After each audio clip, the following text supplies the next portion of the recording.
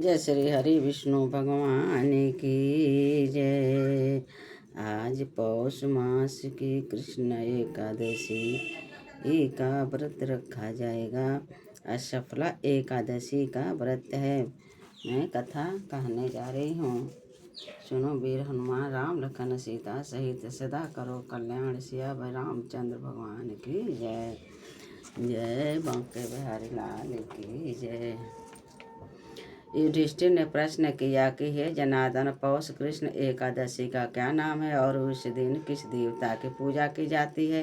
भगवान कहने लगे कि हे धर्मराज, मैं तुम्हारे स्नेह के कारण तुमसे कहता हूँ कि एकादशी व्रत के अतिरिक्त मैं अधिक से अधिक दक्षिणा पाने वाले यज्ञ से भी प्रसन्न नहीं होता हूँ। अतः इसे अत्यंत भक्ति और श्रद्धा से युक्त होकर करें। हे राजन, द्वादशी युक्त पौष कृष्ण एकादशी का महात्म तुम एकाग्रत चित्त से सुनो। इस एकादशी का नाम सफला एकादशी है। इस एकादशी के देवता श्री नारायण हैं। विधि पूर्वक इस व्रत को करना चाहिए। जिस प्रकार नागों में शेषनाग, पक्षियों में गरुड़, सब ग्रहों में चंद्रमा, यज्ञों में अश्वमेघ और देवताओं में भगवान विष्णु श्रेष्ठ है, उसी तरह सब व्रतों में एकादशी व्रत श्रेष्ठ है। जो मनुष्य सदैव एकादशी का व्रत करते हैं वो मुझको परम प्रिय हैं। अब इस व्रत की विधि कहते हैं। मेरी पूजा के हेतु ऋतु के अनुकूल फल, नारियल, नींबू, नैवेद्य आदि 16 चीजों से मेरी पूजा करें। रात्रि को जागरण करें। इस एकादशी के व्रत के समान यज्ञ, तीर्थ, दान, तप तथा और कोई दूसरा व्रत नहीं है। 5000 वर्ष तप करने से जो फल मिलता है उससे भी अधिक सफला एकादशी का व्रत से फल मिलता है। हे राजन, अब आप इस एकादशी की कथा सुनिए। चंपावती नगरी में एक महिषमान नाम का राजा राज करता था। इसके 4 पुत्र थे। उन सब में लुम्पत नाम वाला बड़ा राजपुत्र महापापी था।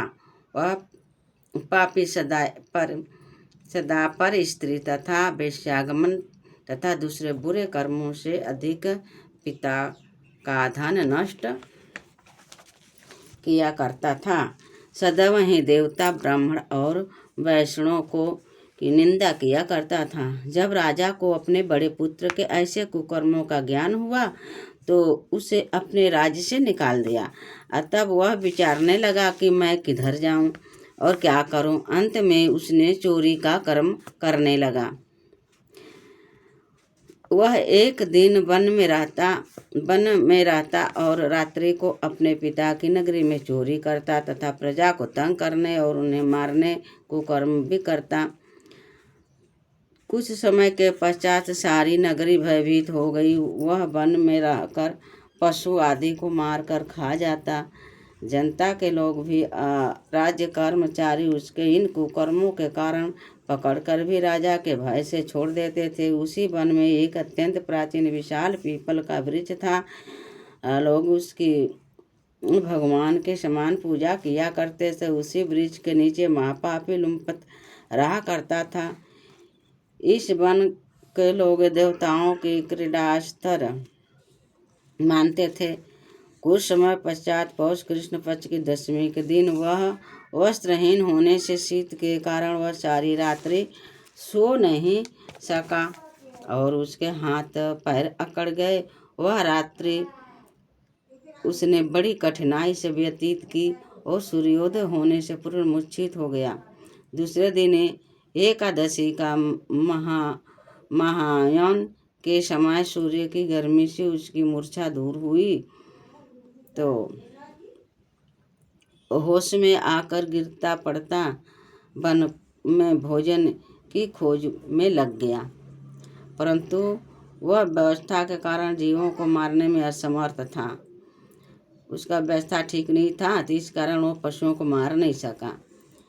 इस कारण वृक्ष से गिरे हुए फलों को बीनकर वृक्ष के नीचे आया।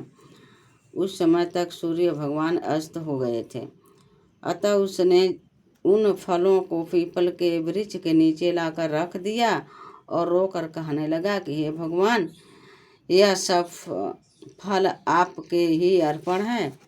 आप ही इन फल से तृप्त होइए। उस रात्रि को दुख के मारे उसे नींद नहीं आई। इस उपवास तथा जागरण से भगवान अत्यंत प्रसन्न हुए और उसके सब पाप नष्ट हो गए। दूसरे दिन प्रातः समय एक अति सुंदर घोड़ा अनेक सुंदर वस्तुओं से सजा हुआ उसके सामने आ खड़ा हो गया और इसी समय आकाशवाणी हुई कि हे राजपुत्र, श्री नारायण की कृपा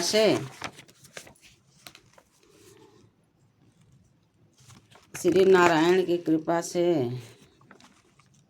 तेरे सब पाप नष्ट हो गए। अब तू अपने पिता के पास जाकर राज्य प्राप्त कर। ऐसी आकाशवाणी सुनकर के वह बड़ा प्रसन्न हुआ और दिव्य वस्त्र धारण करके भगवान ने आपकी जय हो ऐसा कहते हुए वह पिता के पास गया और उसके पिता ने बड़ी प्रसन्नता से उसे समस्त राज्य भार सौंपकर वन को रास्ता अपना लिया। तब लोमपत शास्त्रानुसार राज्य करने लगा। उसके इसी पुत्र आदि सारा कुटुंब ही नारायण का परम भक्त हो गया तथा वृद्ध होने के कारण वह भी अपने पुत्र को राज्य का कार्यभार सौंप करके तपस्या करने के लिए वन में चला गया और अंत समय में वैकुंठ को प्राप्त हुआ। अतः जो मनुष्य भक्ति पूर्वक सफला एकादशी का व्रत करते हैं उनको अंत में मुक्ति मिलती है। जो मनुष्य इस सफला एकादशी का व्रत नहीं करते हैं वह पूंछे और सींगों से रहित पशु के समान हैं। इस सफला एकादशी के महात्म्य को पढ़ने से अथवा श्रवण करने से मनुष्य को अश्वमेध यज्ञ का फल प्राप्त होता है। जय श्री नारायण भगवान की जय, श्री कृष्ण भगवान की जय। यह सफला एकादशी का व्रत कथा संपूर्ण हुआ। जय श्री कृष्ण, जय नारायण भगवान की जय। राधे राधे, जय श्री राधे।